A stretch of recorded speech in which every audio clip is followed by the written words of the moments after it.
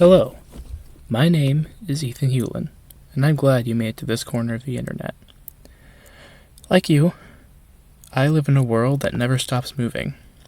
Also like you, I have stories.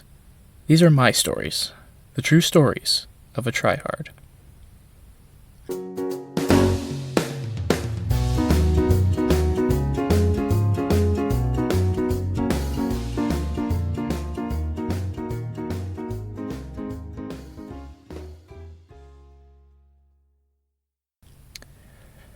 To start things off today, and the next few weeks, we're going to be diving into the world of anxiety.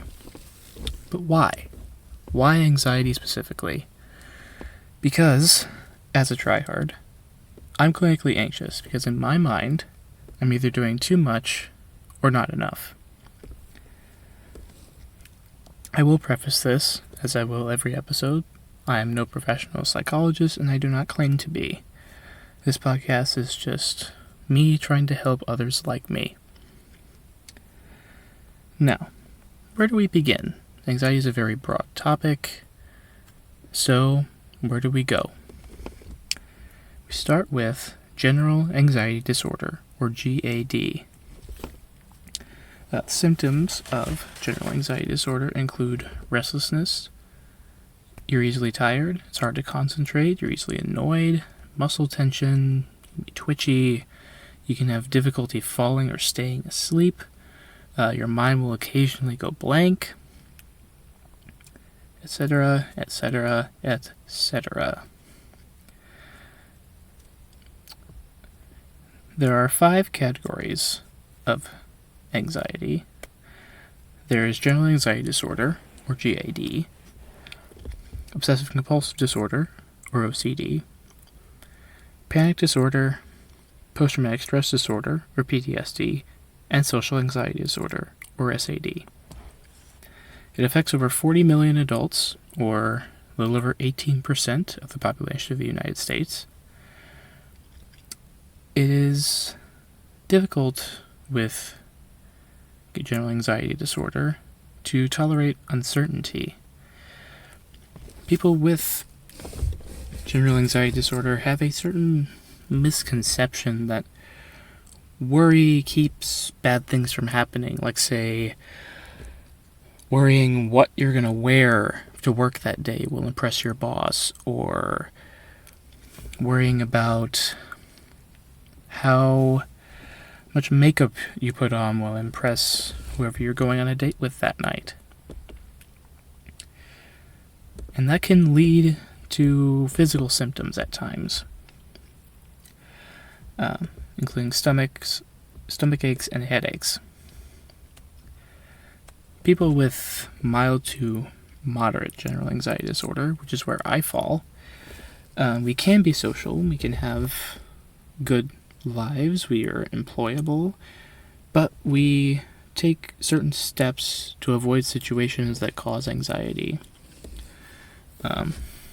Of the 40 million adults, 23% of them suffer from mild anxiety, about 45% of them suffer from moderate anxiety, and a little over 32% of them suffer from severe anxiety. But it doesn't only affect adults. It affects teens and kids, too. Teens, they can have difficulties regarding performance at school and sports. They can worry about their family's safety, about being on time, and extrapolating certain disasters like tornadoes, earthquakes, hurricanes, and other things that just probably won't happen, but they feel like it could happen. And then kids, specifically from 6 to 10, have difficulty fitting in. They're perfectionists. They spend excessive amounts of time on homework. They generally lack self-confidence. They strive for approval from everyone. They need lots of reassurance. And they're antisocial.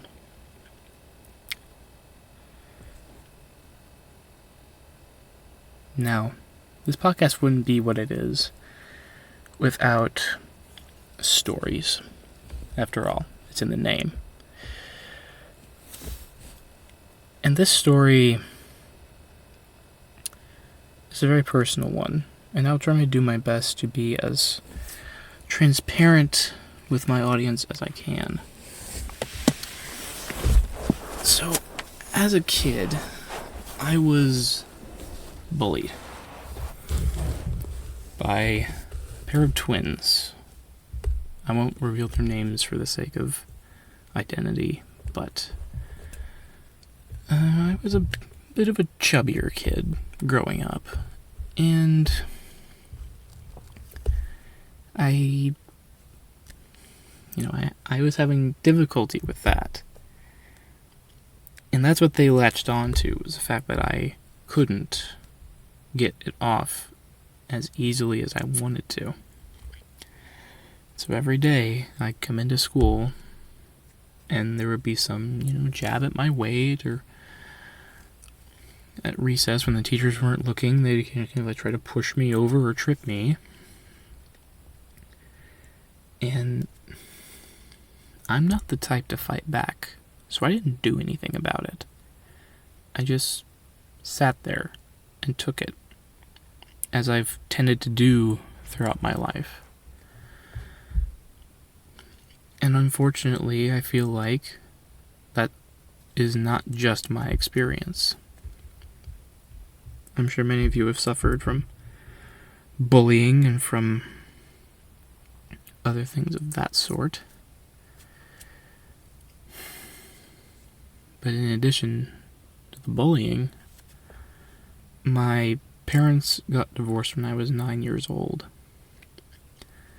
which I feel like a lot of my mental problems stem from my misconceptions about that specific event. Because originally, I felt like it was my fault. As much as I hate to admit it, and I know that this isn't true, but I just felt like deep down inside there was something I could have done to fix it. Which led to me developing these certain symptoms. I have plenty of nervous habits to go around. I pick at my fingernails, I pick at scabs a lot. I run my fingers through my hair, I mess with my watch, I bounce my leg up and down. And they just never seem to go away, no matter how hard I try. They're always there. They're like another part of me. They're another body part. They're another ear. They're another leg. They're another what have you. And that is unfortunate, because no kid, adult, or teenager should have to go through that.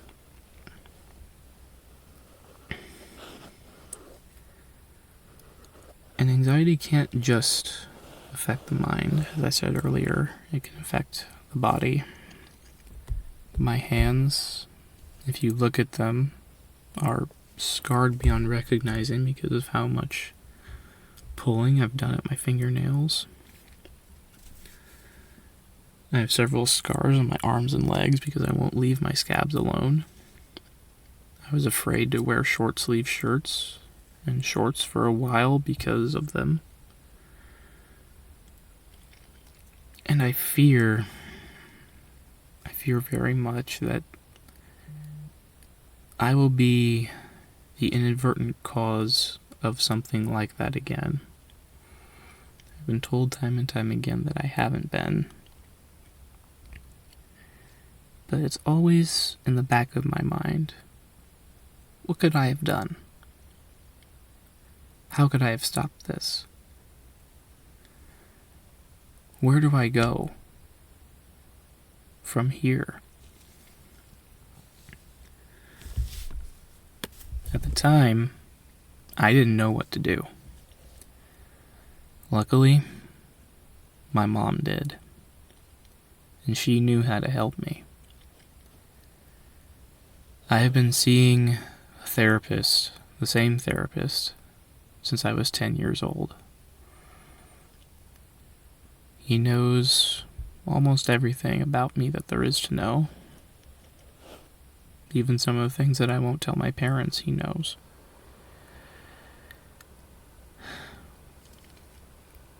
And that is one of the biggest ways that anyone with general anxiety disorder can be helped, is with therapy.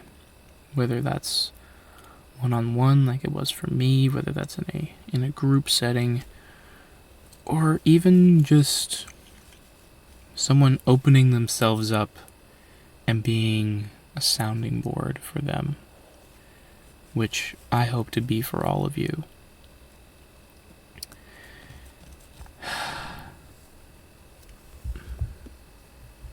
And as I discussed last episode, these things that I'm saying to you, I have no problem saying in front of people.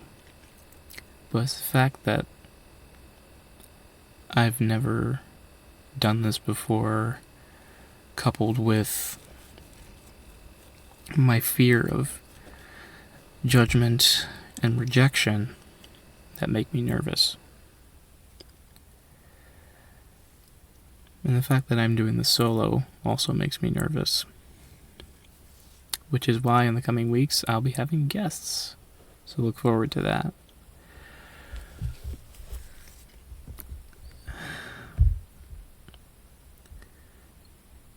Another big thing that helps people with anxiety is having close groups of friends that they can go to, which I have been fortunate enough to have through the years. And I know not everyone shares my experience, but if you can't find friends or family, then come to me. I'm going to keep saying that over and over, but I say it because I mean it. Come to me. It's like the Statue of Liberty. Give me you're tired, you're poor. But instead, give me you're anxious, you're depressed, you're downtrodden, you're bearers of the weight of the world. Because I know how that feels. How it feels to have the weight of the world on your shoulders. But it doesn't have to be.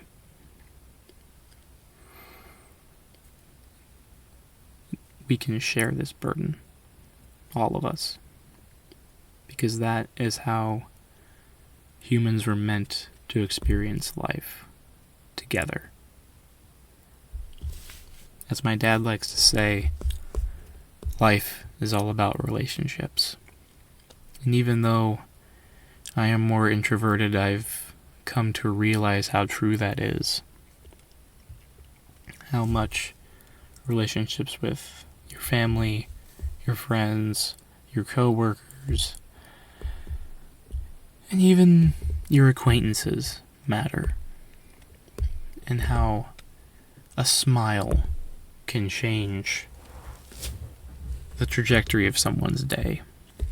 Which is why I'm introducing a brand new segment called What Made You Smile, where I'll be talking about something that made me smile this week, and sometimes it's some things.